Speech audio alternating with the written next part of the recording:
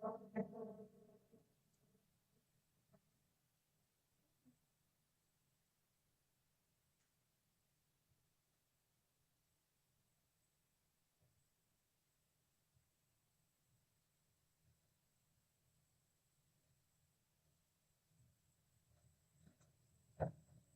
ako na rin kuan sa na rin ay labaw. Kaya wala ang tirol. Ay ba.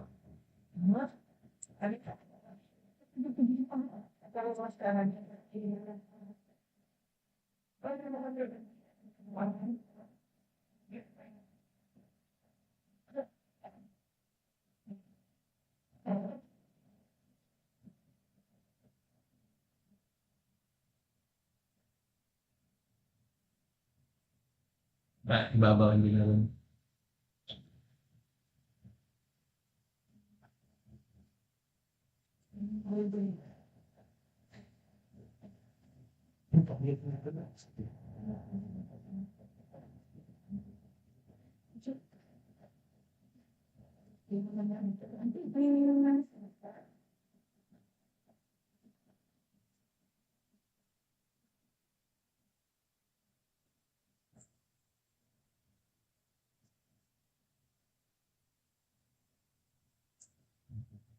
Senator.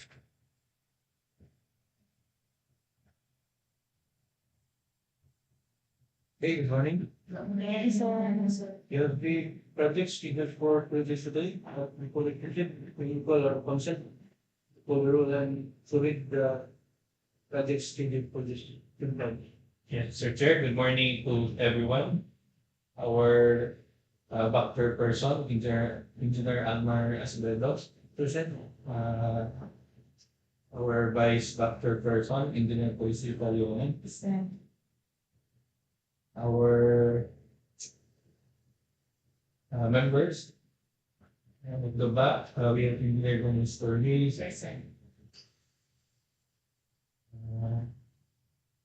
Also, we have here head back secretariat, acting procurement head, Engineer Manuel. Present.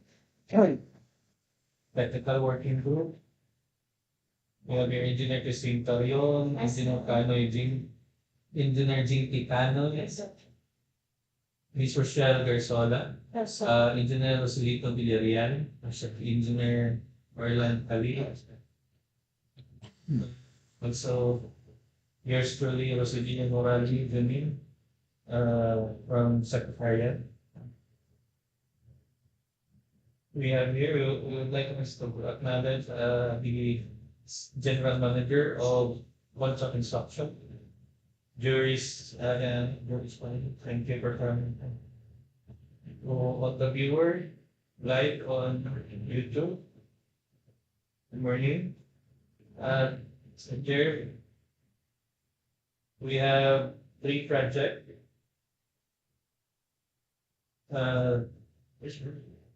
For pre-bid conference. Contract ID 25-3C-0101, construction of multi-purpose building, construction of this city building to the city Sindangan. We can approve budget for the contract of 39,600,000 pesos. Another one, contract ID number 25-3C-0102, construction of multi-purpose building, construction of multi-purpose building, public market and integrated bus terminal. President Manuel Roxas of Norte, and contract ID number 25-0105 republished, construction, completion of multi-purpose building, and its facilities in the for transport center, Sindangan to have Norte, and the ABC of security members present. Studies Coron yung mga facilities and period of minutes order. Since President Member Committee President Forum, this primitive print upon order. May we call our presenter to read the research to this primitive bills. Okay, good morning everyone. Good morning to our chairperson, Sir Almar Acevedo, members of the BAC, the Technical Working Group, the Secretariat, and also to our respective leader. Sir, good morning. Welcome to our pre-bid conference for today. We have 3 projects to be discussed. No? These are the basic contract data for these projects.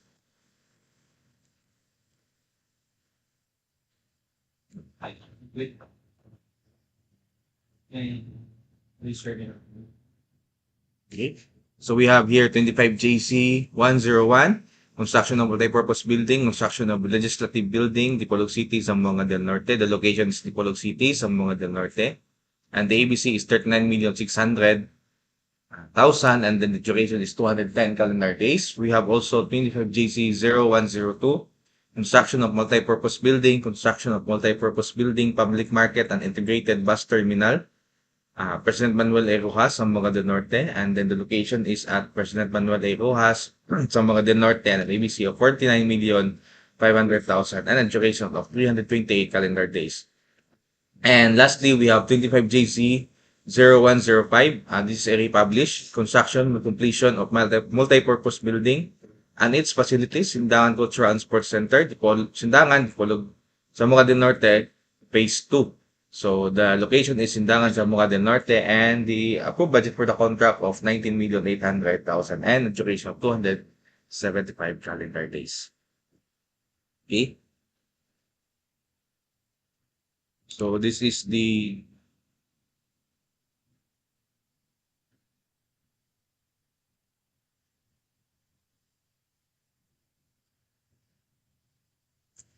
approved DAD plan of the legislative building. No?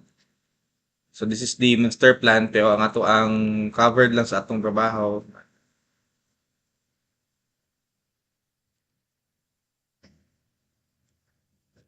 is indicated in the bidding documents, no? Particularly the invitation to bid. Okay. Muna siya ang ato ang scope of work, no? Mostly sa completion ni siya, sa completion gid ni siya nga mga items, no? Removal of existing structures, na site development, plumbing, ceiling, finishing walls, finishing hardware, aluminum frame, glass doors, glass and glass glazing, waterproofing, napatay built up freeform membrane, glazed tiles and frames, tiles and glazed tiles, cement floor finish, cement plaster finish, painting works, napatay CHP walling, 100 mm thickness, structural steel support for cladding and finishes, railings, wires and wiring devices, panel board, transformers, generators and accessories, lighting fixtures, network cabling, CCTV system, public address system, grounding system, ventilating equipment and system, then air conditioning units, water plumbing units, automatic fire sprinkler system, electronic elevator, and then the fire alarm system. So muna siya ang mga involved sa aning trabaho.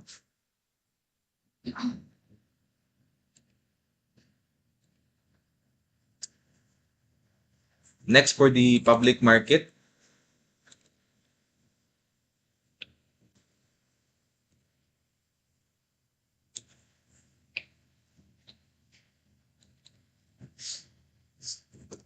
Napod diri sa ato ang bidding documents and scope of work, no?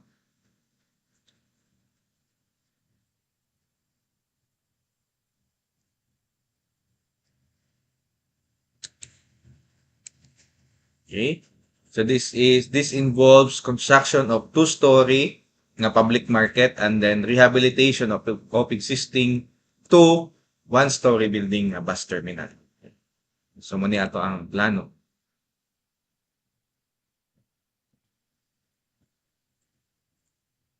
So muna siya ang ato ang public market and then ang ato ang terminal na po tayo rehabilitation ay included ana.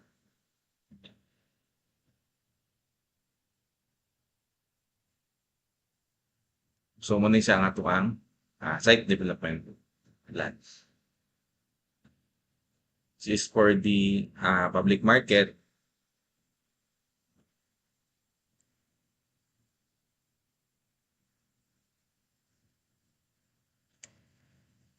Masyadong tibok na plano. And then lastly, we have ID 105.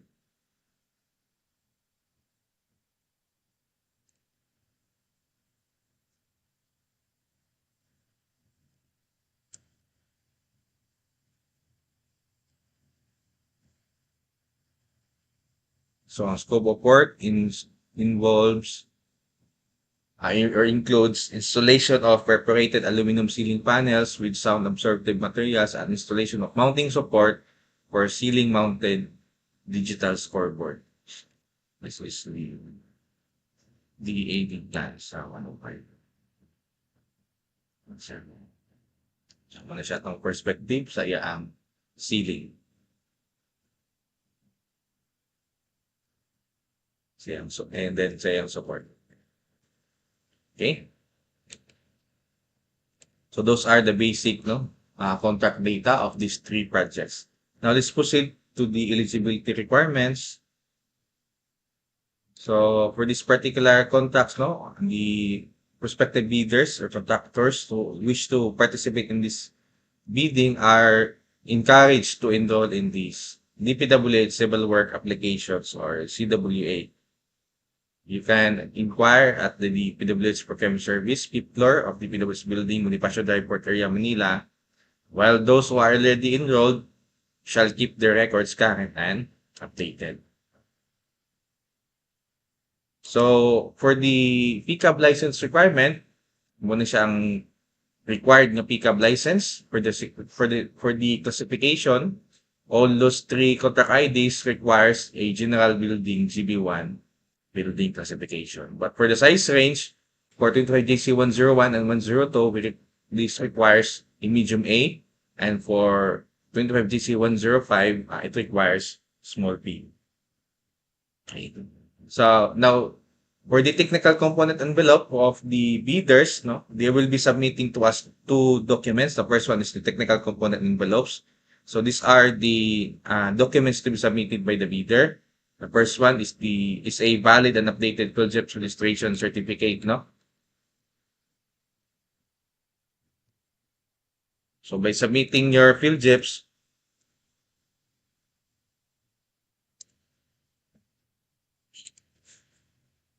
the following documents will not be submitted, or it's not mandatory. But make sure that these documents are updated, Dili siya expired sa inyo ang tawagan sa inyong PhilJEPS, as reflected sa inyong PhilJEPS registration certificate.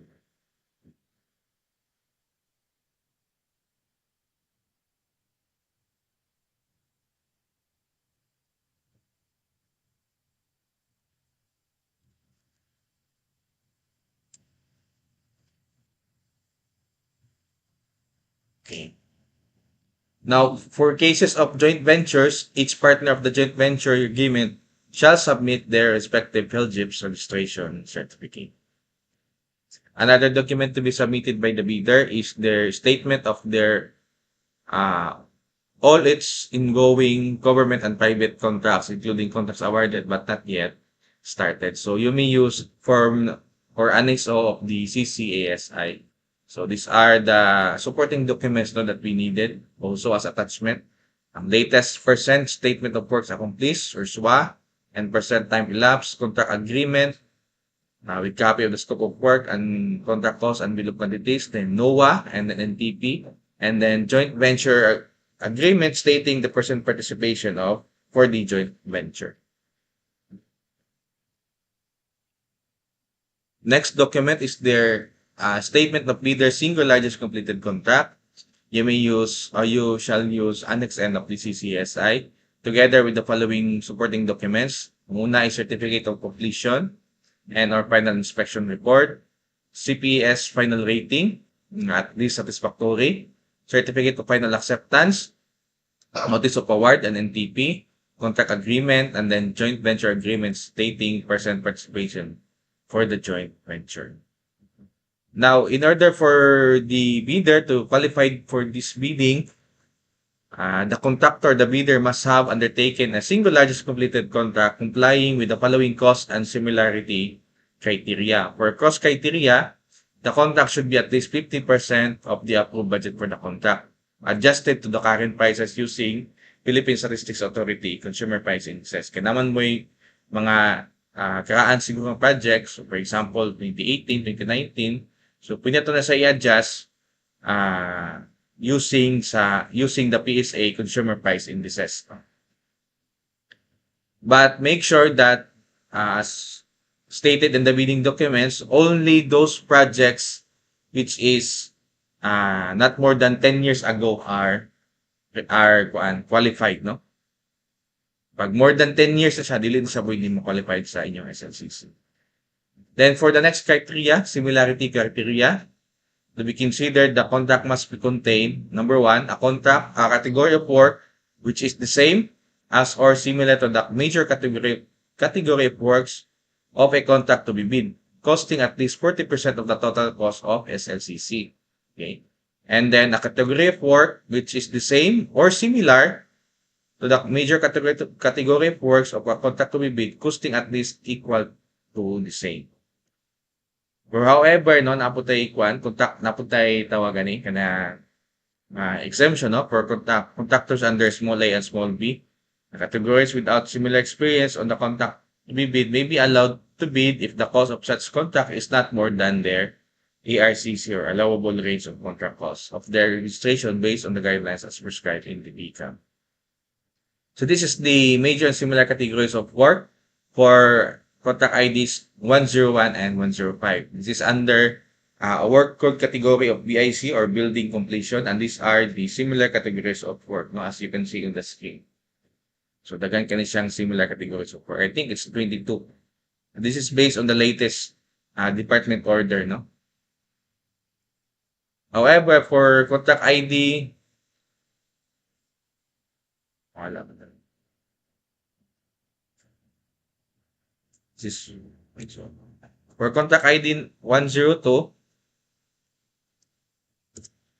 the major the category of work is the BICWO PLC or building construction without piles, low-rise concrete frame 1 to 5 story, since it involves construction of 2-story na building.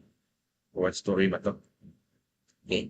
And these are the similar category of work as reflected on the screen or as shown in the screen.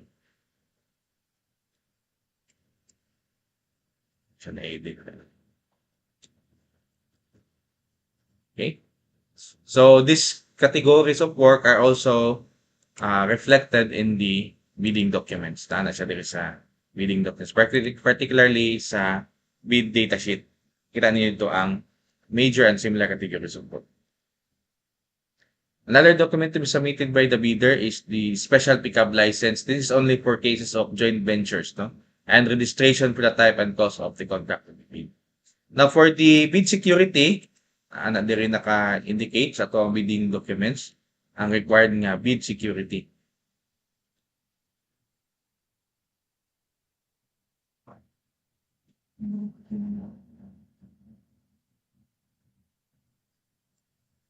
Okay. So these are the required bid security, no? You may choose to submit any of the following form of bid security, no? An amount of not less than 2% of ABC if it is in cash. Then 2% po siya if it is in cashier's check. 2% if it is in manager's check. 5% if it is in bank draft guarantee. 5% if it is in security is in guarantee, no? Bank draft and bank guarantee 5%. And then irrevocable letter of credit 5%. And then the most common, second to the most common, 5% if it's surety bond. However, pwede po mo muhatag of bid securing declaration, ang 8.4, no? So, muna pinaka-common ang bid securing declaration. However, if dili mo muhatag bid securing declaration, then you can choose any of the following 7 form of bid security.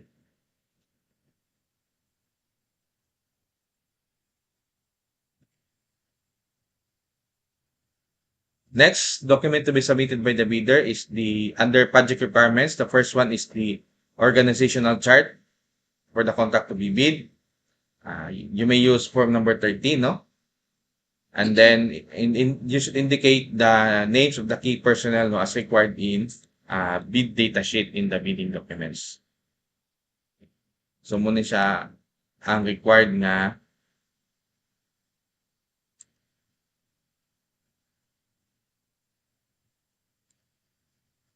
Ano siya ang atong required nga key personnel. No? We will discuss it later.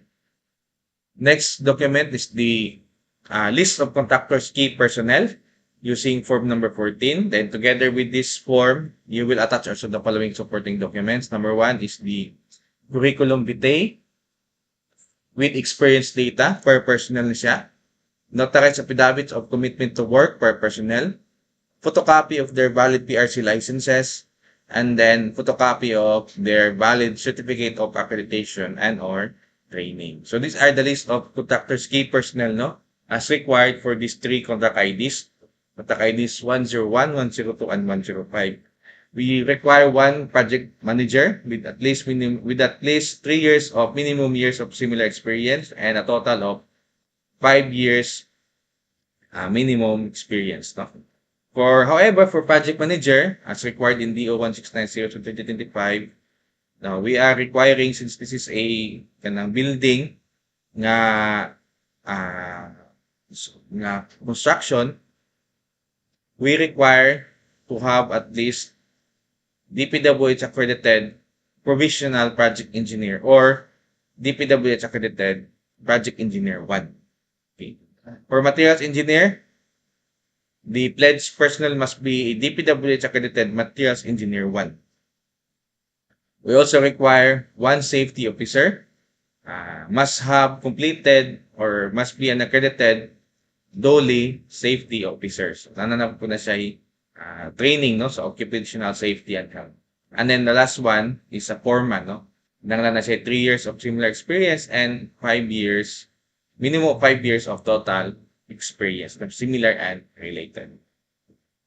So these are the limits of assignment, no, based on DO 1690 2025. So for provisional project engineer, di siya malapas og 10 contracts. Same with BE1, no, project engineer 1, di siya malapas og 10 contracts.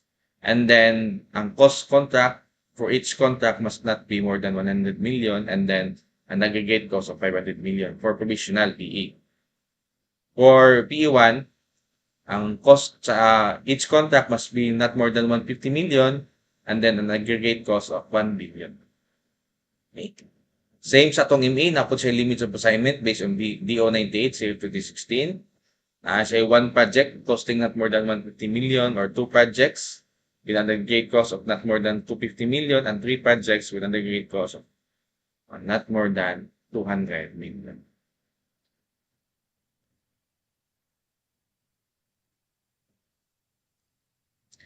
Next document to be submitted by the bidder is the list of contractors' major construction and material testing equipment using form number 15. So, pwede siya pulo, no? It's either own, leased, or under purchase agreement. Kung own siya, you must submit copies of sales invoices, deed of sale, certificate of ownership, and or registration certificate, or any document that will prove that that equipment is owned by the bidder.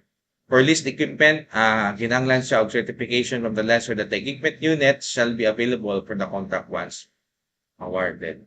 And then, under purchase agreement, certification from the vendor that the equipment unit shall be available for the contract once awarded. Okay. For the minimum testing equipment, no, required, just refer to DO 11 series of 2017. And then, these are the minimum major construction equipment for these 3 contract IDs, no? For 101, dump truck lang, 2 ka buok, 12 cubic yard ang capacity, and 1 bagger mixer, 4 to 6 cubic feet per minute, 1 unit lang siya. For 102, backhoe of 0.80 cubic meter in capacity, so lang ka buok. For dump truck, 12 cubic yard, 1 unit, and 1 bagger mixer, 1 unit. For 105, we have dump truck, 12 cubic unit, and then 1 unit na po siya, and then for welding, isa po ka welding machine and cutting outfit. The last one is the original duly signed omnibus sworn statement. Okay? If the bidder is a corporation, a partnership, or cooperative, you must also submit notarized secretary certificate. However, for joint venture, kinahanglan siya og special power of attorney of all members of the joint venture, giving full power and authority to its officer to sign the OSS and 2 acts to represent them. Now, take note nga, this procurement is already under 12009. So, natay mga bagong mga forms dito, sir. So, kindly download dito, sir, kaya apil ang OSS na bago manggod. Okay? So, bago na ang OSS na dito. And then, for financial documents, NFCC, computation sa NFCC ninyo. The NFCC must be computed using the following kaning formula, no? NFCC is current assets minus current liabilities. As reflected dito sa inyo ang PhilJEPS, which is also reflected dito sa inyo ang statement of sa inyong statement of financial statement, no? Which must be not more than 2 years from the contract or from the bid opening. And then times 15 to siya, then minus value of all outstanding and uncompleted portion of the projects under ongoing contracts, including awarded contracts yet to be started coinciding with the contract bid. So the purpose at katong statement of all ongoing projects ninyo, kaya kung pila ang total amount nito, i-deduct siya sa current assets minus current liabilities times 15. Then in order for the bidder to qualify for the bid, the computed NFCC must be at least equal to the ABC. And then for Class P, applicable lang siya for joint ventures, no? You must also submit a duly signed joint venture agreement. Okay. So those are the documents comprising the technical component envelope of the bidder. For the financial component envelope, so these are the only documents to be submitted, no? Number 1 is the financial bid form. Each and every page of the financial bid form shall be signed, no? Full signature by the person signing the bid. Okay? Take note again, nanatay bagong bid form, just download it in the website of the GPPB, no? Included po siya sa dito sa ato ang bidding documents sa dito. And then next document is the bill of quantities. Doon siya ka-part, no? Ang una is ang BOQ itself, no? Which uses form number 17, and then form number 18 na nga to ang summary of bid price summary. Okay? So again, same sa itong bid form, each and every page of this document must be signed by the person signing the bid. So this is the bill of quantities, for example, sa 105. Na ma-download niya po niya dito sa link, no? Provided in the bidding documents. Now, I would like to emphasize na there is a unit prices na in words and then in figures, no? Make sure that ang yung in words and in figures consistent siya. And then the amount must be unit price times quantity. So since naka-fill out naman yung column 1 to 4, so only column 5 to 6 will be filled out by the bidder. Narito ang editable files sa link provided in the bidding documents.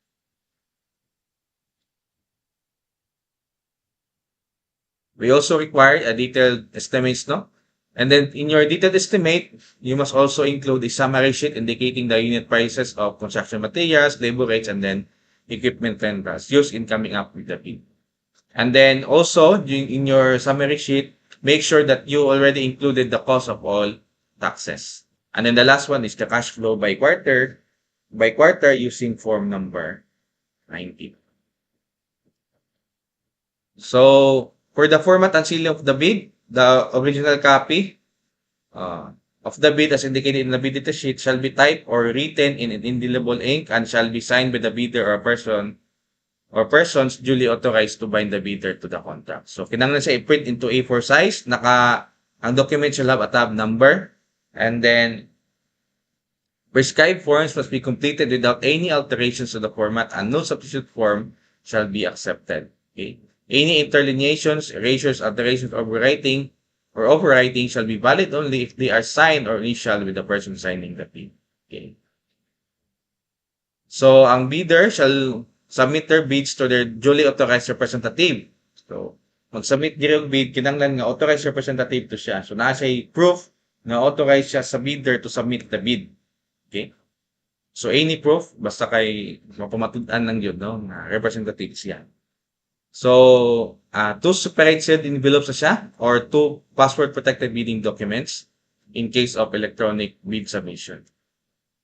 And then, bids shall be received by the back of the date, time, and place specified in the invitation to bid. Okay. So the opening is the submission. The deadline of submission is December 22. So the bid shall be submitted not later than December 2, 10 a.m. in the morning. No? Bids submitted after the deadline shall not be accepted by the bank. Okay. Unsealed or unmarked envelopes, or in case of electronic bid submission, bidding documents not in the compressed or archive folders and are not password protected shall be rejected.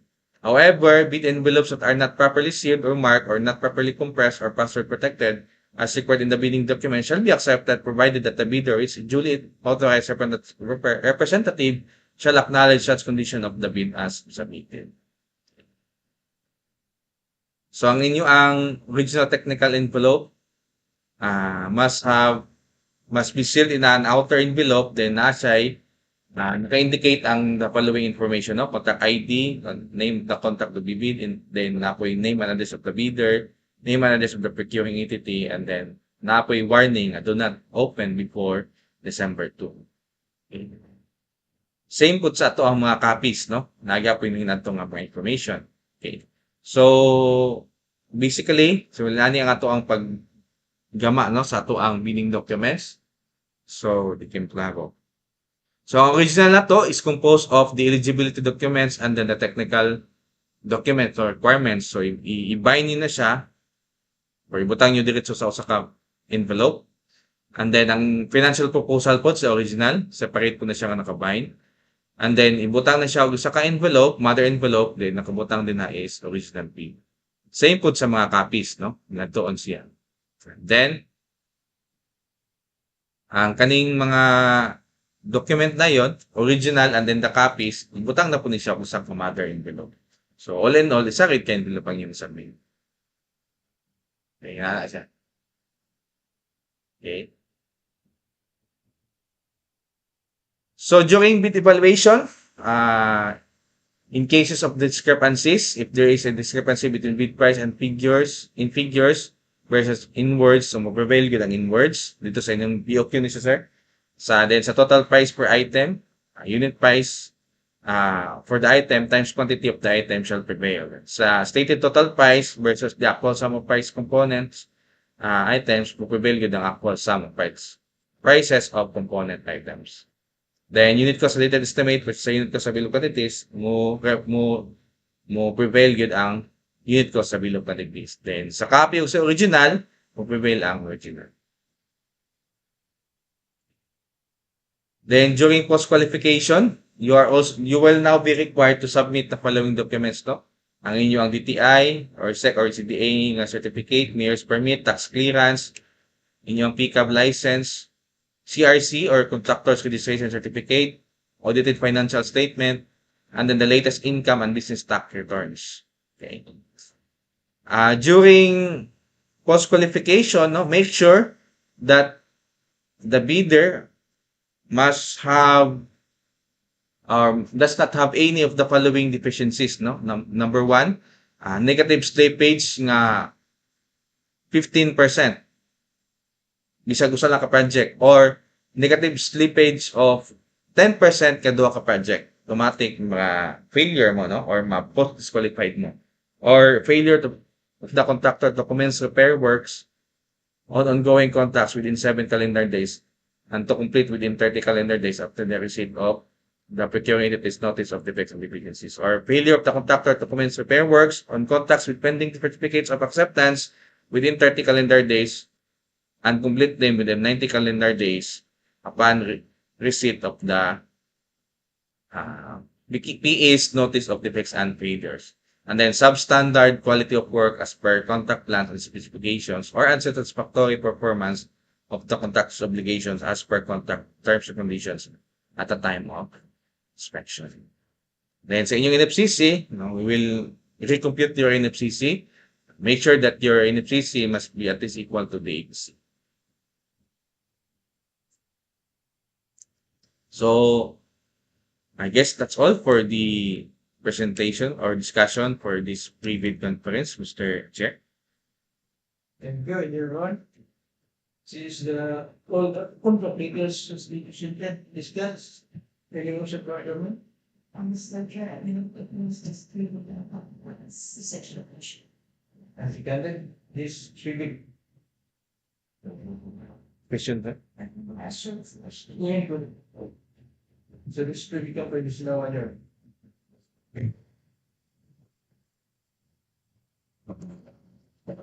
So, Berto, ang buwan na rin, no? Sabi sa